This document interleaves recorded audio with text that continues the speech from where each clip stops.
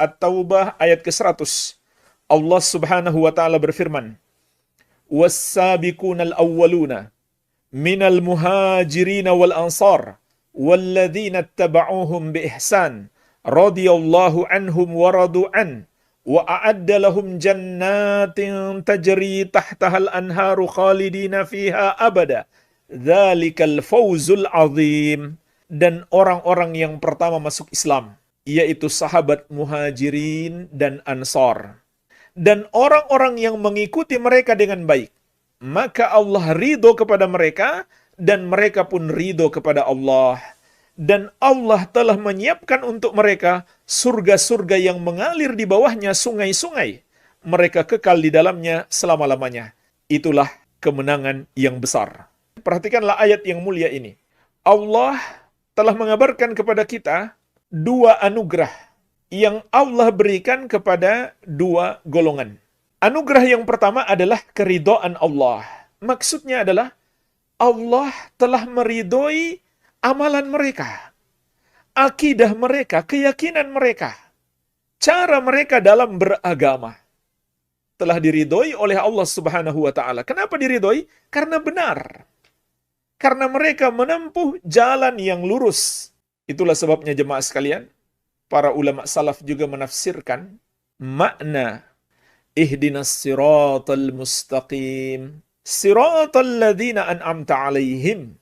Ya Allah, tunjukilah kami jalan yang lurus, yaitu jalan orang-orang yang telah Engkau berikan kenikmatan atas mereka.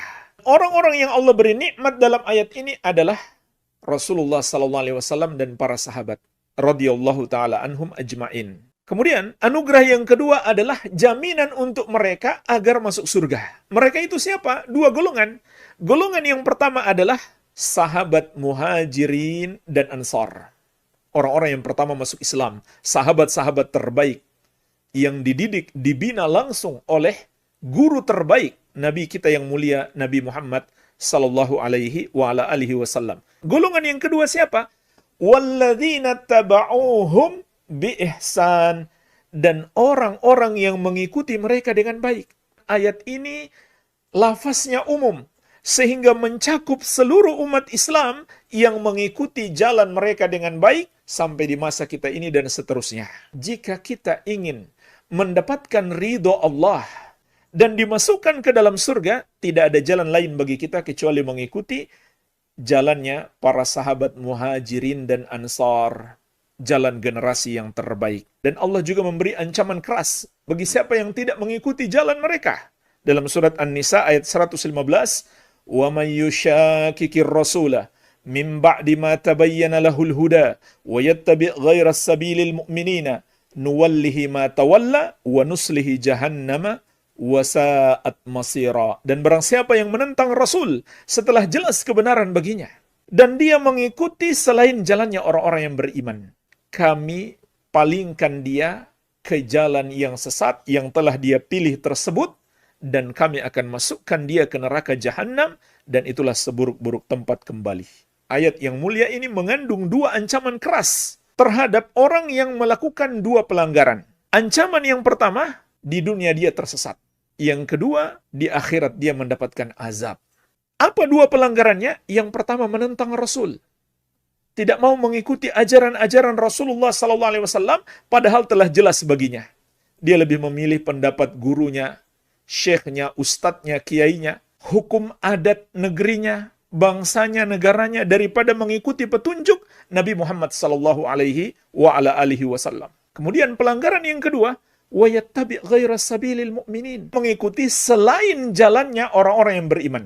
Maka ini adalah dalil ancaman dari Allah bagi siapa yang tidak mengikuti jalannya para sahabat.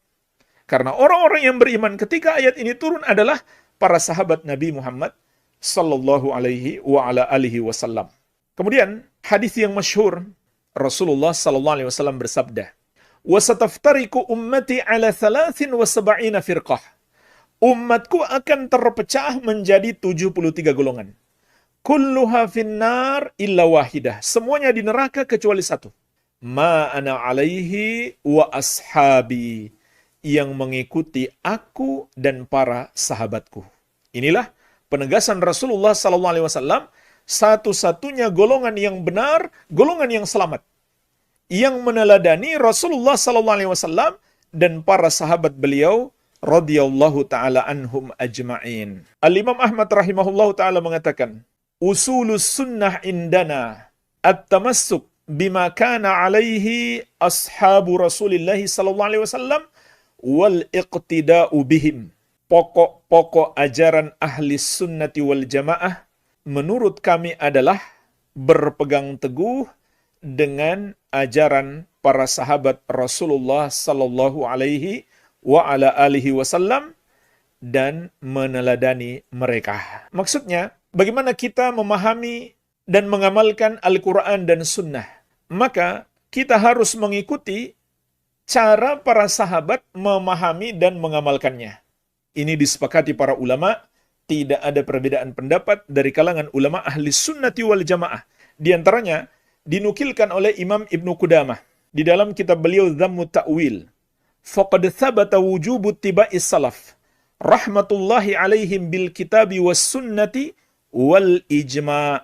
Telah tetap kewajiban mengikuti generasi salaf, semoga Allah merahmati mereka semuanya, berdasarkan dalil Al-Quran dan sunnah serta ijma', kesepakatan seluruh ulama ahli sunnati wal jamaah. Maka inilah jemaah sekalian, jalan keselamatan dalam beragama. Sehingga kalau kita dapati pemahaman kita beda dengan pemahaman sahabat, akidah kita beda dengan akidah para sahabat, maka kita pasti salah, nggak mungkin kita benar. Dan ini berdasarkan akal sehat. Karena sahabat mempelajari Al-Quran langsung dari Rasulullah SAW. Al-Quran juga turun dalam bahasa mereka. Nggak mungkin kita lebih paham terhadap Al-Quran daripada para sahabat radhiyallahu ta'ala anhum.